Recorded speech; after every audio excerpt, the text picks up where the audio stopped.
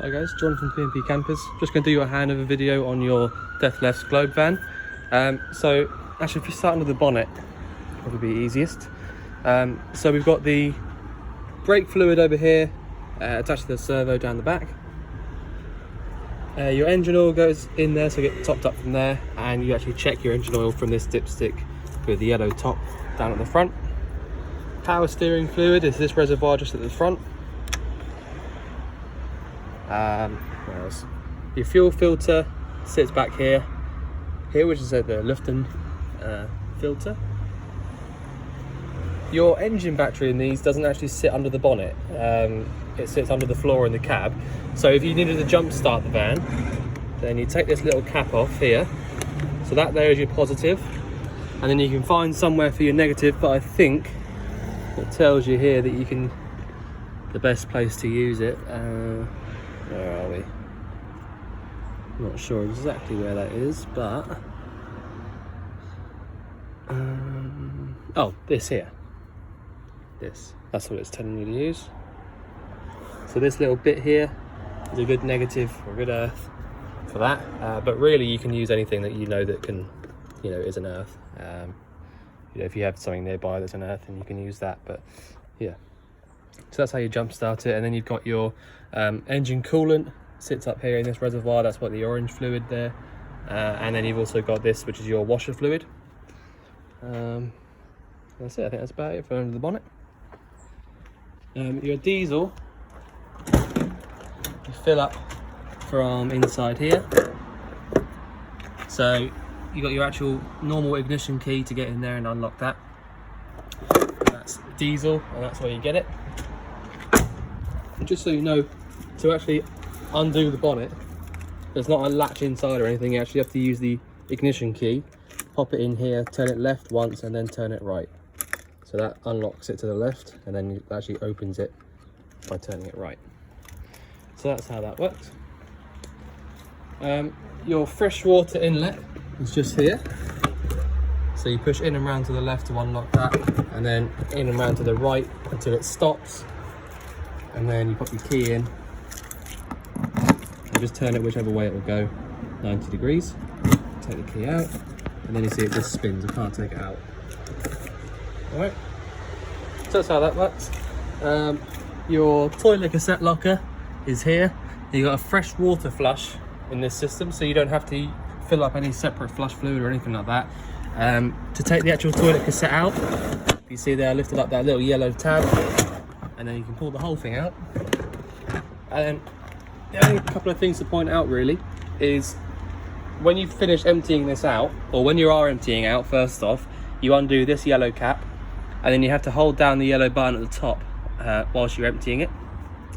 And then also, when you put it back, after you put in your blue fluid back inside, pop it back in. When you next go to use the toilet, you need to make sure that you have the flap closed when you go away from the toilet, so that when you come back out here, if the flap's open on the inside, you will not be able to take that out. It locks up. So you need to make sure that it's definitely closed so that you can get to it. But that's the toilet cassette, which, by the way, is supposed to have only one keyed lock, if you like. So like that. That's how you lock that up. Your LPG locker, the gas locker. So you've got a nice sort of modern gas locker in here. So you got space for two 13 kilo propane bottles if you did want them in there, which is that size. But to be fair, even just one 6 kilo is more than enough. They last a really long time. But yeah, so the only things to point out with this locker is when you turn your gas bottle on, which is anti-clockwise around to the left. So if I show you, anti-clockwise is that way. That's turning it on. If you find that you go into the van and you can't get any gas to come through after you turn the bottle on, then you just need to push this button in for a few seconds. Like that. And then that'll just purge through any gas. It's basically a sort of a safety device for if you crash, I think. But it's just a modern you know, the modern way of doing it really. But yeah, that's it. So turning it off clockwise, sorry, round to the right, all the way around, and that's it. That's how you turn it off, you know, on and off. One of these 6 kilo bottles will last you a really long time. But if you did want to get another one in here, which a lot of people do, then all you need to do is obviously put it in here, put your strap round, and then once you finish with that one, you might need to take it out just to get the nut off there, the screw. But you've got this spanner in here, undo it from there, pop it on your new bottle, tighten it up, and that's it. They are only brass fittings, so you don't have to sort of really tighten them up too much. Just it goes really loose all the way until it gets to the until where it bites, and then once you got to the biting point, just go a little bit, and then that's enough. I won't open that locker up because I can't get to it, but it is obviously just your you know, the garage really. Nothing too much to show you in there, I don't think. Boiler vent, so if you had your boiler on, your heating or your hot water, you'd feel hot air coming out from underneath here. 2 fridge vents, so again, if you had the fridge on gas, you could feel hot air coming out through the right hand side here. And that's about it for outside. So if I just jump in, so straight away you got your step switch, which is just here, like that.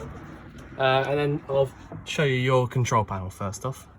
So at the moment it says 12 volt off, which is normal because we've not been in the van. So turn the 12 volt on, pushing this button here. Straight away you'll notice you've got this little tap or pump symbol on here.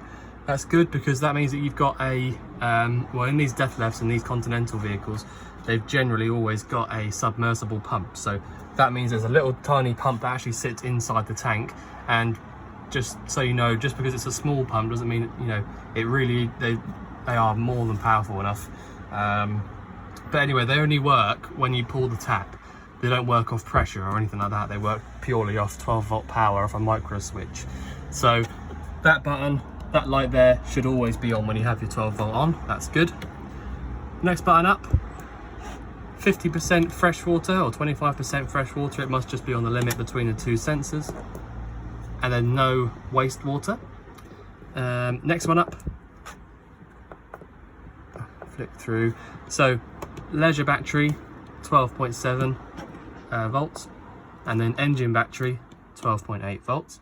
So battery at the front is engine, battery at the back is leisure, and that's that. The one at the top is just a clock. You don't have to really do any of that. It's purely for sort of like setting up your timers, and you can set alarms and things like that, but it's not really necessary. But yeah, so that's the control panel. All the bits on the right hand side, again, they're all for like setting up the alarms and all that sort of stuff, so you don't need to do any of that. All you need to do is turn your 12 volt on and off from this switch and check your levels from here. Obviously you can go through and do all that stuff if you want, but it's, in my opinion, it's not really necessary. But there you go, it's there if you need it. TV is all there, exactly how it, you know, how it was left from before. What else have we got? Anything down there? Not really. So your boiler all works from these dials here. So you got Pneumatic C, EH. So Pneumatic C is essentially just what the boiler is, and then EH is energy selector basically. So where it is at the moment, the boiler will be using gas only. If I went up 1 or up 2, the boiler will be using electric only. Okay, so it's just like 4 amps, 8 amps. That's the only difference. So if I left it here and I had a hookup cable plugged in, which is obviously the other thing, you need to have a hookup plugged in order to do that. Then when I go over here to this side, I can either choose hot water, heating, or hot water and heating. All right. So the one on the left hand side is basically just telling the boiler what to do, and the one on the right is telling it how to do it and what energy to use. So where it is at the moment, gas only, gas and 4 amps of electric, gas and 8 amps of electric, and that's it. So gas and electric at the bottom, gas on its own, electric on its own. And then you've got hot water, heating, hot water and heating. And that's it. So you just marry them up. If you don't have any electric plugged in, which is what most people do really, leave it exactly where it is on the gas, and then just tell your boiler what you want. And that's the boiler. It's not had its proper clean up yet, so don't worry about the mess. It's just we haven't got round to doing that just yet. So your gas isolator taps, if you turn these 90 degrees this way like that, that isolates all the gas. So you've got cooker, oven, fridge and boiler. So they've all got their own symbols on them. So the oven, again, sorry, don't worry about the mess, but so you've got a grill, push in and to the right, and an oven, push in and round to the left. Now if you want to light these up, you've got a piezo ignition just here, so you push in on that whilst you're trying to light it, and then they'll light up, and then that's about it really. It's just a nice simple way of doing it, and the piezo ignitions don't tend to go wrong because there's not really anything to go wrong, to be fair. Your fridge, so you've got a 3-way fridge. Whoop, just dropped my phone. So it works either via gas, which is this one here, which is lit up straight away, even though they must just be using the last little bit of gas. If you had a hookup cable plugged in, you'd go to the next one, and if your engine was running, you go to the 12-volt symbol at the bottom. So the idea is you need to get your fridge cold with everything inside it the night before you go away, or at least a few hours before you go away, either via the gas or the hookup, and then just switch down to the 12-volt for when your engine's running, when you're driving, because the 12-volt element doesn't get the fridges cold enough on its own. If you get the fridge cold first, either via one of the top two, and then put it down to the 12-volt when you're driving, everything will still be cold when you get there, but you just find that the 12-volt isn't quite powerful enough to do it on its own. So just make sure that you do one of the top two first, and then down to the 12-volt symbol just for when you're driving, and then you'll find everything's all good. So we've done control panel, boiler, oven, fridge. If we just have a little look in here, so we've got toilet over here, which let me just have a look. So you've got the button at the very back here, which pumps the water around for the flush. So that's that blue one back there. And then to open the actual flap up to empty it into the cassette, open, close. That's it. So your shower obviously comes out, you push this little button in here, and then your entire sort of shower unit makes up behind here, which is really, really cool, I think. So you've got your shower unit at the back there, and then pop that away nice and secure back there like that.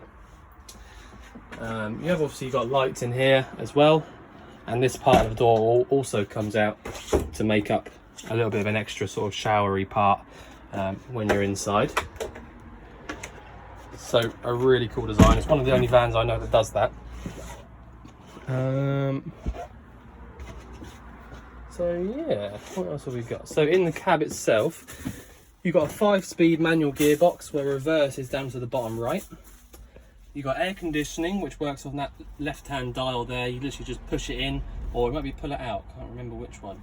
But one of those two, and that'll get working. The reversing camera works exactly how it should. I used it just a minute ago to get it here, and it works really nicely. It's a nice clear picture. Your entire sort of radio system is all just here. It's the original Ford system, so it's nice and reliable. Cruise control works via these two buttons on the steering wheel. You've also got more, that's for the cruise control as well over here. So you've got resume or set the speed. Indicators are on the left-hand stalk, and washers and wipers are on the right. And then you've got your light, turning on your lights just on the right-hand side there as well. You have also got, I'm going to have to zoom in, but that there is your wing mirror adjustment. So that's an electric adjusting wing mirror, both sides, left and right. Yeah, I think that's about it. lots of paperwork just down here in this bag. But yeah. So yeah, like I said, we need to give it a good clean out. We haven't given it a proper clean, but I'm doing the video about a week early, so don't worry about that. But yeah, otherwise we're all on track, and we look forward to seeing you soon to collect your van. Thanks very much.